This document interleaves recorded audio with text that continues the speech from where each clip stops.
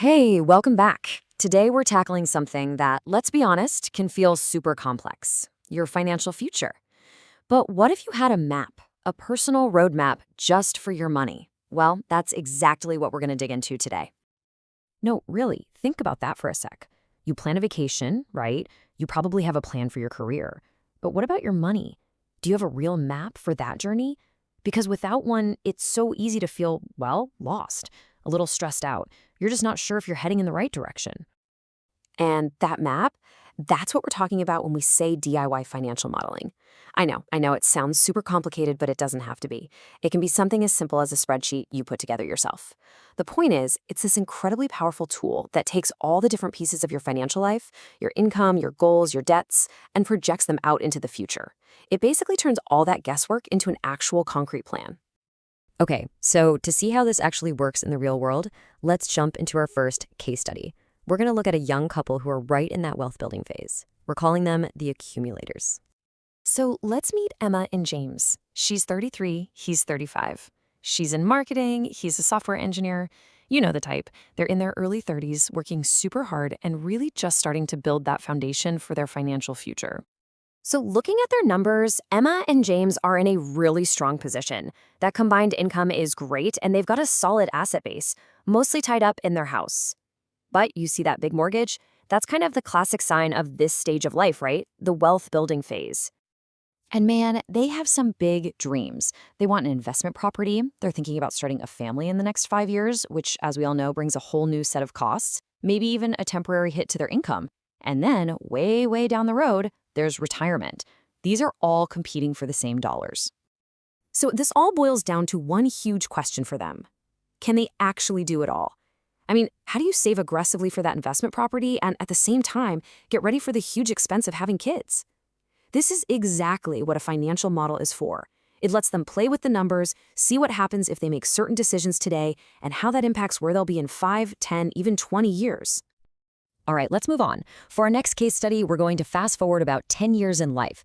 We're going to meet someone we call the juggler, and she really represents all those financial pressures you feel in the middle of your career, especially when you have a family. So, this is Rachel. She's 42, she's a high school teacher, and she's a single mom with 2 kids. Her financial world, as you can imagine, is a constant juggling act between what's needed right now and what she needs to save for the future. And her numbers, well, they really tell the story of the pressure she's under. Her income is solid, but look at those expenses. They eat up almost all of it. There is very, very little wiggle room here. Pretty much every single dollar has a job to do. And her goals really show you what her priorities are. Everything is so focused on providing for her kids, paying for their education, leaving them the house without a mortgage, while also trying to make sure she's secure when she retires. And every single one of those goals is a big, expensive one. And this right here, this is the tension Rachel lives with every single day. The stuff on the left, the mortgage, the living costs, the kids' expenses, that's all urgent. It's not optional. But the goals on the right are just as crucial for their future. For someone in her shoes, it's gotta feel like a zero-sum game sometimes.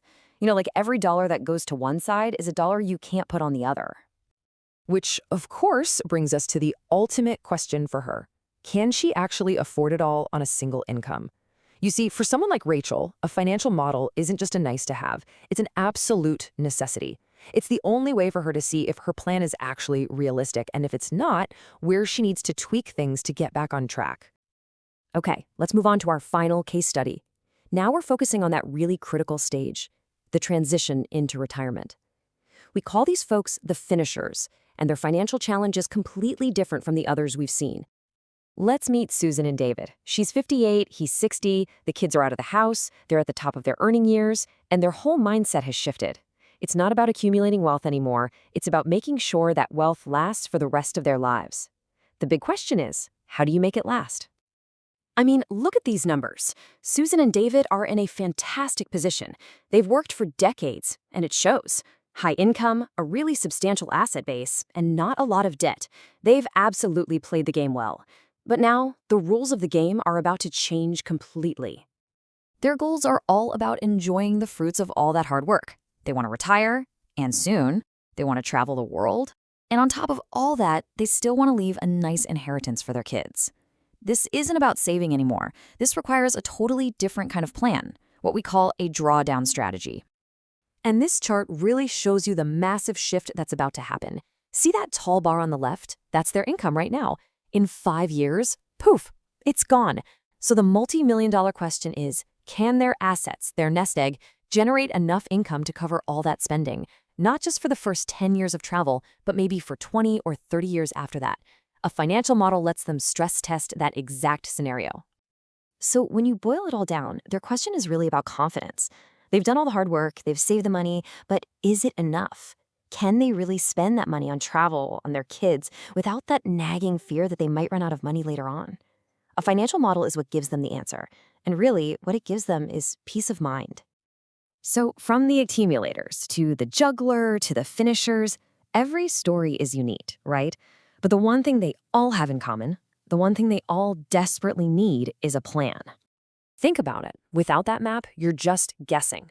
And that leads to anxiety, and you end up making reactive, emotional decisions with your money. But when you have a plan, when you have that model, you just wipe all of that away. And you replace it with clarity, with direction, and most importantly, with the confidence that comes from knowing that you are the one in control of your financial story. So I'll leave you with this one last question. Your life is its own unique story, right? It's got its own characters, its own plot twists. So what do you want the financial chapter of your story to say? Because building that map, that's the first step to writing the exact ending that you want.